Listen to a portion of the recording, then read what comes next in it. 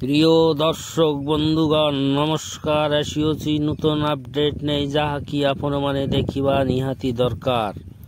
ଓଡ଼ିଶାର ପାଣିପାଗ ବିଷୟରେ ବଙ୍ଗୋପସାଗରରେ ସୃଷ୍ଟି ହୋଇଥିବା ଲଘୁଚାପ ପ୍ରବଳ ଶୀତ ମଧ୍ୟରେ ଡରାଉଛି ଓଡ଼ିଶାବାସୀମାନଙ୍କୁ।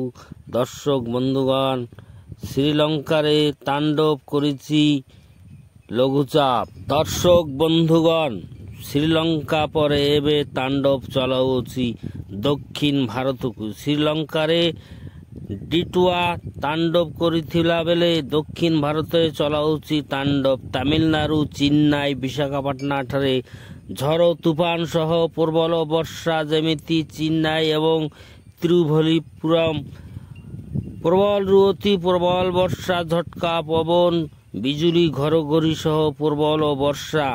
ବର୍ଷାର ପରିମାଣ 12ରୁ 20 ସେଣ୍ଟିମିଟର ମଧ୍ୟରେ ରହିବ ବୋଲି ଅନୁମାନ କରାଯାଉଅଛି। କାରଣ ଅରେଞ୍ଜ ଆଲର୍ଟ ଜାରି ହୋଇଅଛି କେତୋଟି ଜିଲ୍ଲାରେ। ୟେଲୋ ଆଲର୍ଟ ଜାରି ହୋଇଥିବା ଜିଲ୍ଲାଗୁଡ଼ିକ ହେଲା ରାନୀପେଟ, କାଞ୍ଚିପୁରମ୍ ଏବଂ ଚେଙ୍ଗଲପଟ୍ଟନମ୍ ଡିଷ୍ଟ୍ରିକ୍ଟ। ହାଲୁକାରୁ ମଧ୍ୟମ ଧରଣର ବର୍ଷା ହେବ। ବର୍ଷାର ପରିମାଣ ରହିବ 7 ସେଣ୍ଟିମିଟରରୁ 11 ସେଣ୍ଟିମିଟର ମଧ୍ୟରେ ବୋଲି ଅନୁମାନ କରାଯାଉଛି ଏବଂ ନର୍ଥ କୋଷ୍ଟାଲରେ ପବନର ବେଗ ରହିବ 45 କିଲୋମିଟରରୁ 55 କିଲୋମିଟର ପର ଘଣ୍ଟା। ତାମିଲନାଡୁ ଏବଂ ଆଡଜୋଇଂ ଡିଷ୍ଟ୍ରିକ୍ଟ ଏବଂ ତାମିଲନାଡୁ ଏବଂ ପଣ୍ଡୁଚେରୀରେ ପ୍ରବଳ ଝଡ଼ ତୁଫାନ ବର୍ଷାର ସମ୍ଭାବନା ହୋଇଅଛି।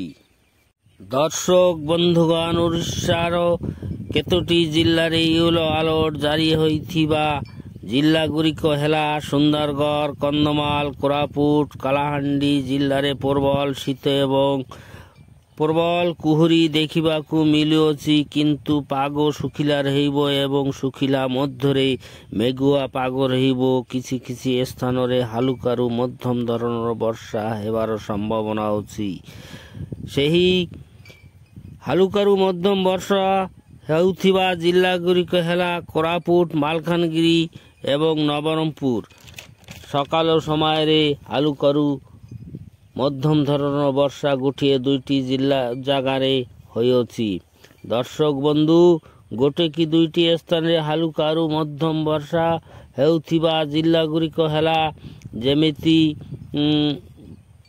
ଗଜପତି, ଗଞ୍ଜାମ, ରାୟଗଡ଼ା, କୋରାପୁଟ, ମାଲକାନଗିରି ଏବଂ ନବରଙ୍ଗପୁର। ଜିଲ୍ଲାରେ ହାଲୁକାରୁ ମଧ୍ୟମ ଧରଣର ବର୍ଷା ହେବ ଏବଂ ଶୀତ ମଧ୍ୟ ଅନୁଭବ ହେବ। ପାଗ ଶୁଖିଲା ରହିବ, ଶୁଖିଲା ମଧ୍ୟରେ ମେଘୁଆ ପାଗ ରହିବ ବୋଲି ଅନୁମାନ କରାଯାଉଅଛି।